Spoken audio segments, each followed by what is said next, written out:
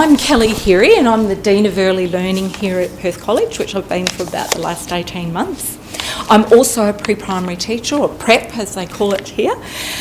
So the early years and I just resonate so well.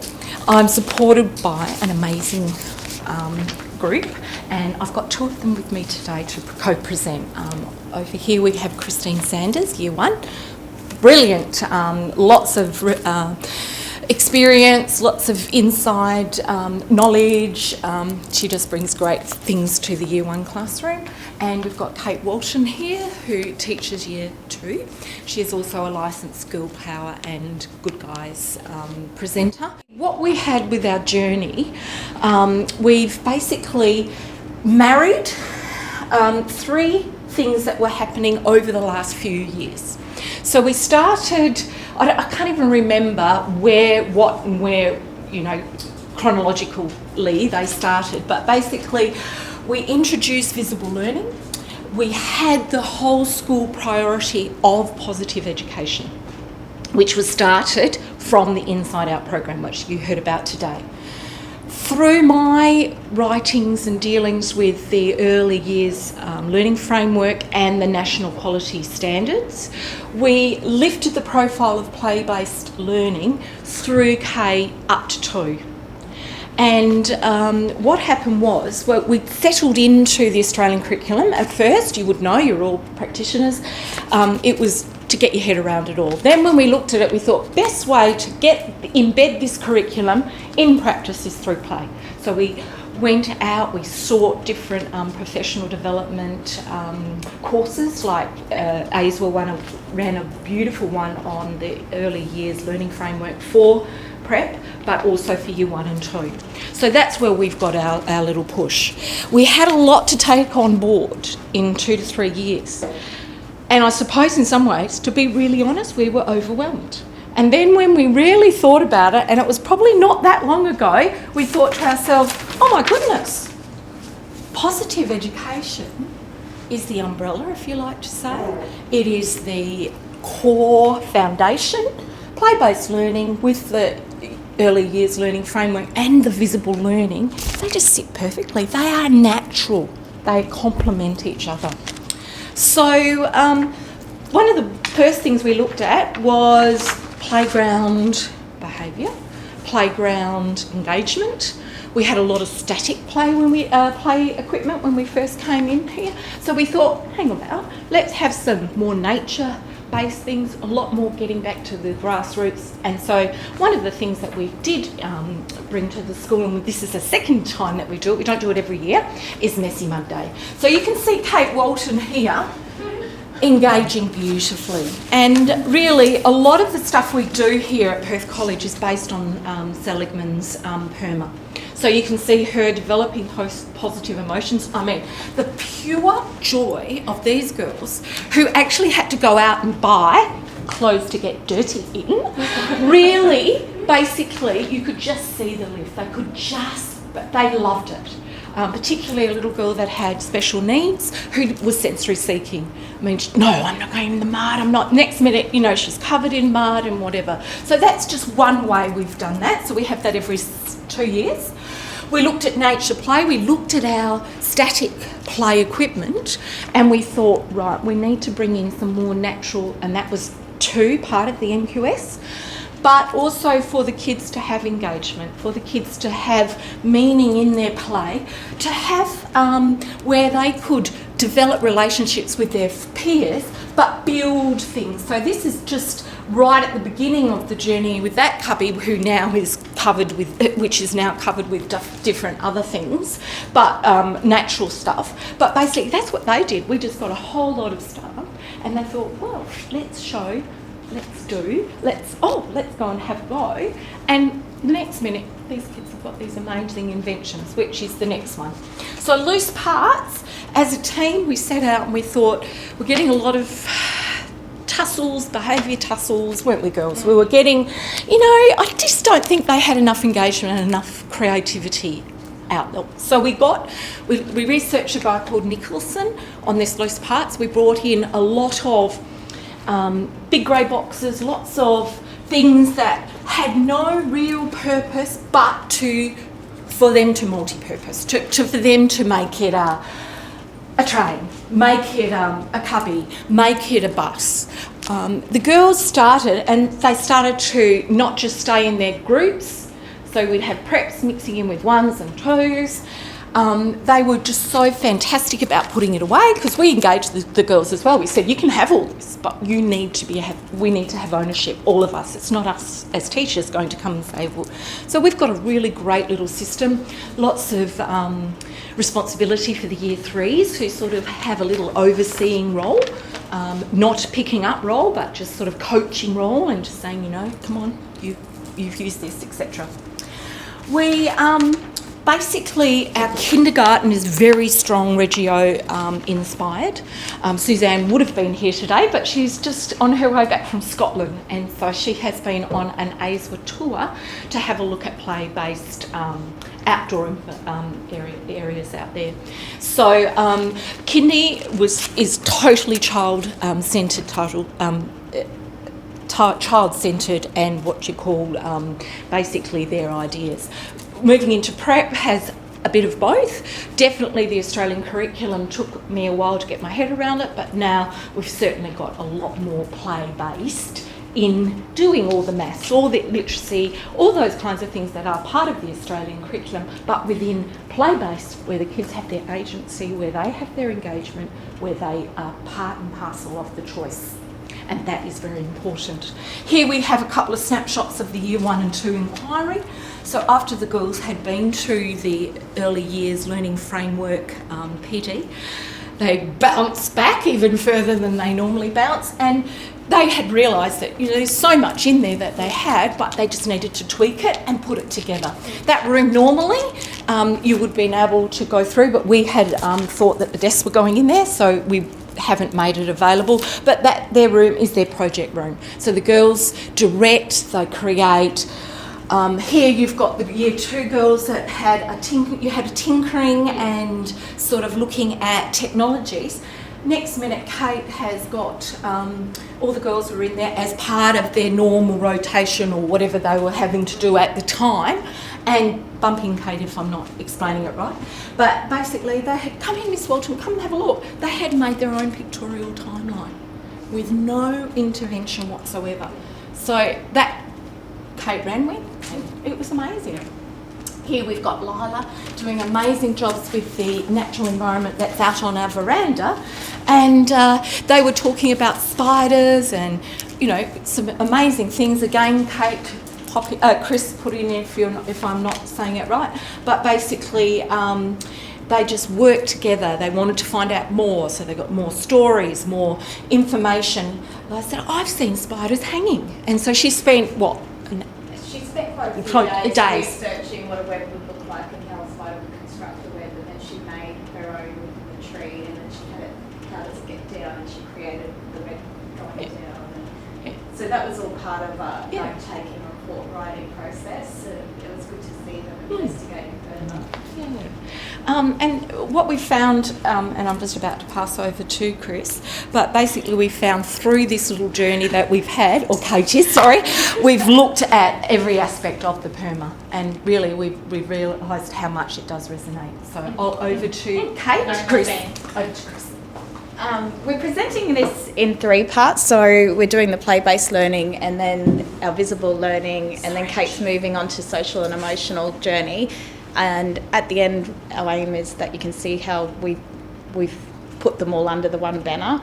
I feel very privileged to present this on behalf of my colleagues, because a lot of this has been a journey right from kindy all the way up to Year 6. So we started the visible learning journey by being coached as a team, working with experts in that field, and teaching us about feedback and teaching us about giving really great feedback in a way that the girls could develop a growth mindset.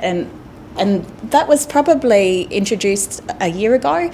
We have seen amazing results with what they're doing and what they're able to do, and also their development of resilience, persistence, and they're now seeking out, wanting feedback, not just from us, but from their peers as well. And they're setting themselves goals. So this is from the Year 2 girls, and each term they set themselves a goal. They put it on their desk, and Kate is in every classroom, but Kate in particular, because this is the Year 2 goals, helps them to achieve. She provides feedback, she looks at the resources they need to be able to achieve their goal. They're SMART goals, and then they're visible to the other students, so they're getting that peer feedback. So it's not just Kate doing this, the relationship building has been amazing. The girls will walk past each other and give feedback on what they've seen as well. So that, just seeing that has been amazing to watch. The change in their attitude, the change in the way they receive feedback has gone from it being seen as a negative to really being a positive, where they're seeking it out from us. So can we flick over? We believe that in a short period of time, the girls have developed a growth mindset. They're now looking at what they've achieved and how they can move forward. This is done right from kindy, orally, prep orally. Year 1 have a lot, in our room we have a lot of displays where they're looking at where they are in their journey and where they want to be, and they're setting their goals with that.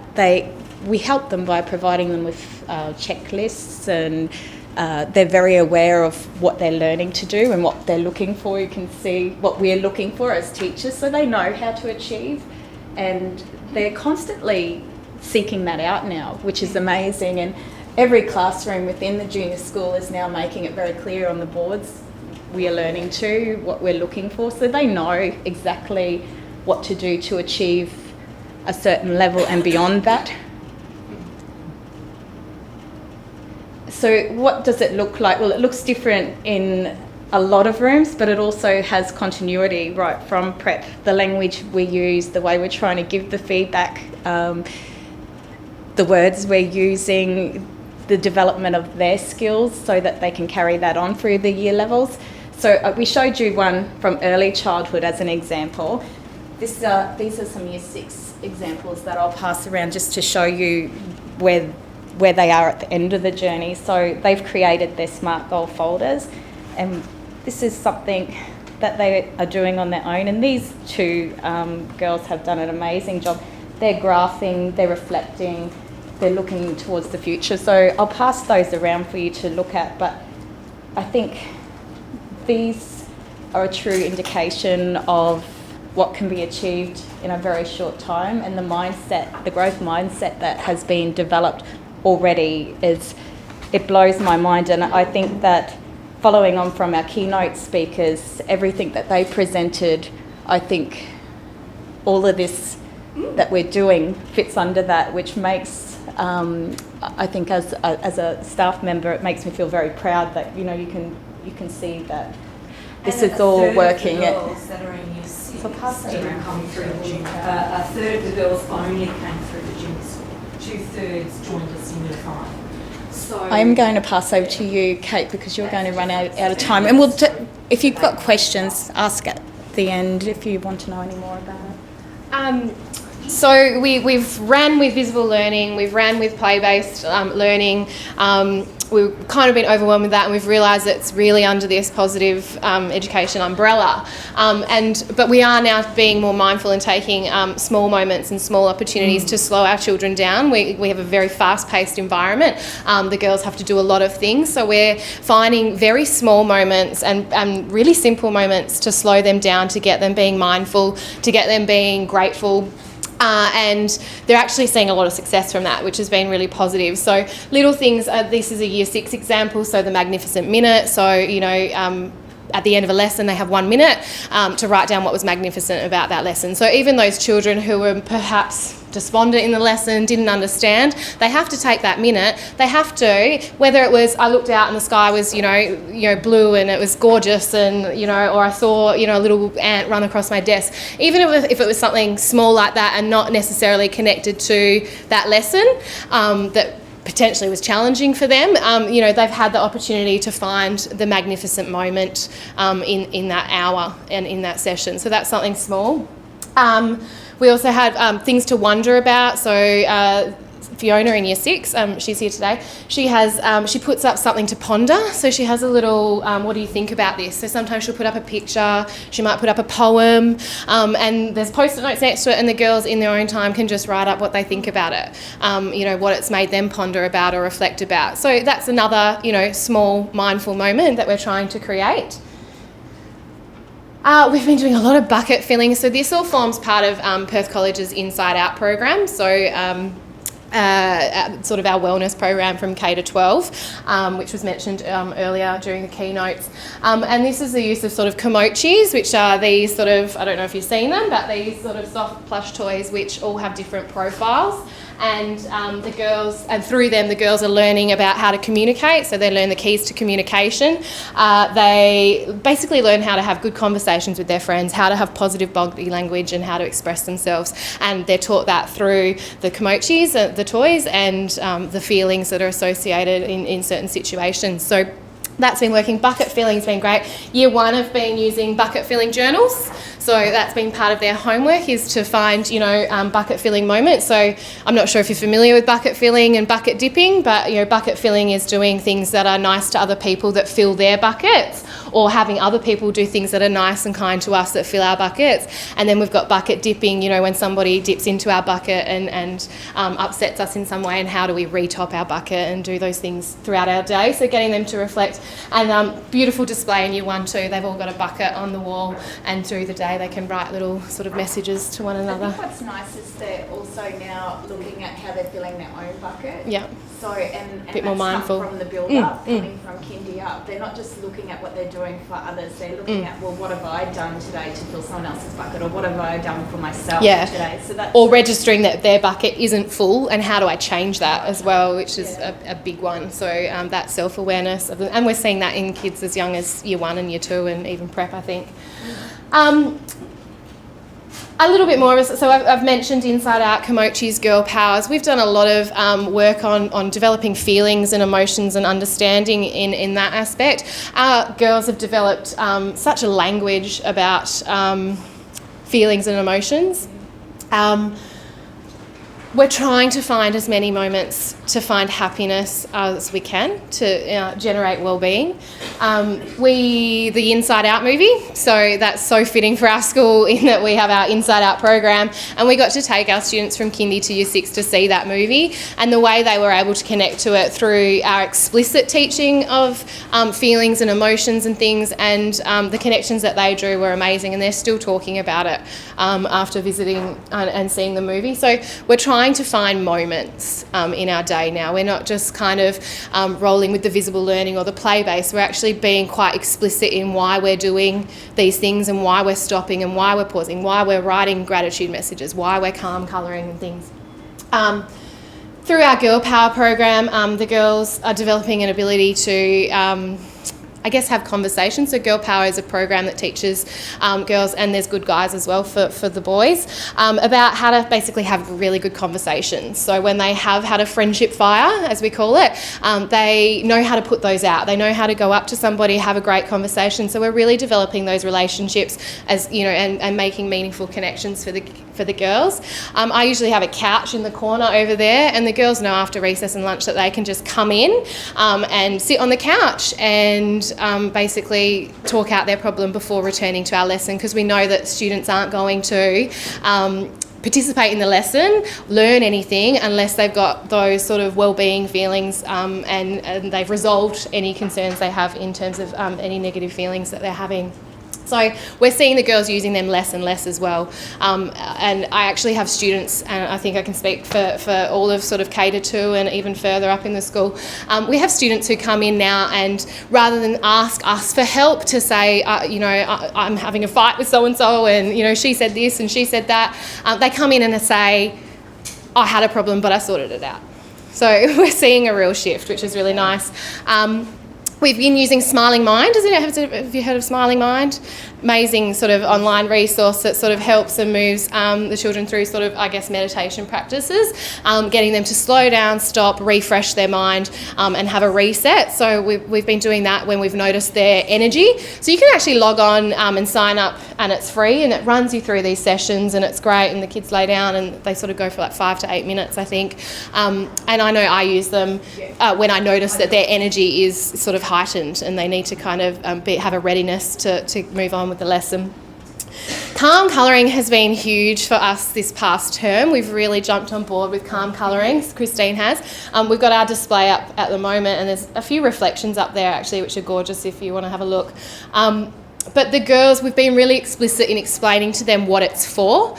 It's not just colouring, but we're using it, I guess, stemming on from them becoming really great with their Smiling Mind and using that app.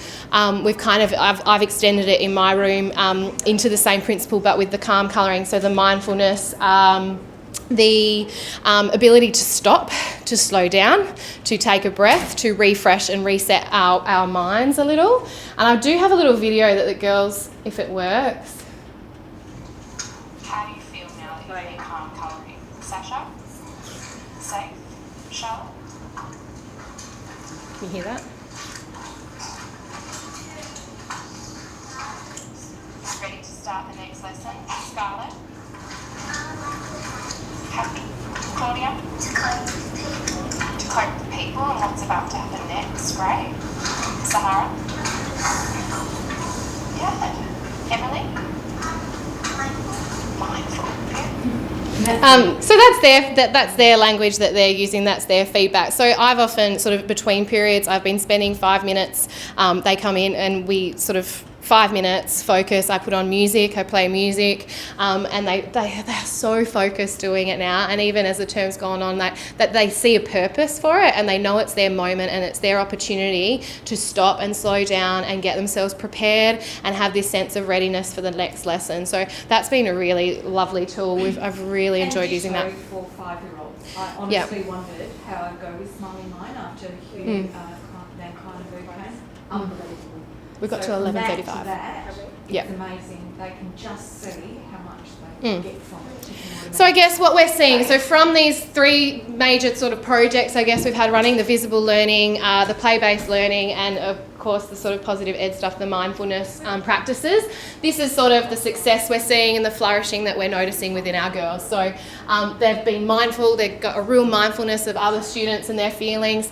There's so much focus. So when we practice the Smiling Mind, the calm colouring, or we take moments of gratitude, they're very intentional and very purposeful and focused in what they're doing. We've developed such a great feelings vocab for the girls in how to express themselves and how they're feeling, an awareness of others and how they're feeling.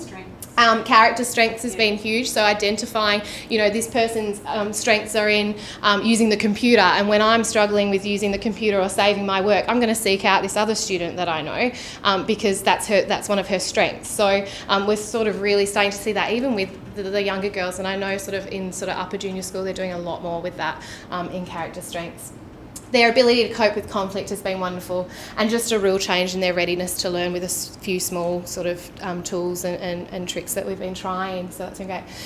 This is a gorgeous email that really kind of, I think, shows the growth mindset that we've seen with the students. So I'll read it. This happened on the very last day of last term. The girls did their end of term reflection, and this one gorgeous little girl, Lola, she is in literacy support and has been working really hard on her reading. And in her end of term reflection, she wrote about how she really wanted to move into the next group, and she felt ready and she tried really hard. And I spoke to our literacy support coordinator, and she was happy. She said that, actually, I think she could move into your group. And she got home, Lola went home that night and she sent me this email, and it says, I sent you this quote attached below because I think I have done this in reading.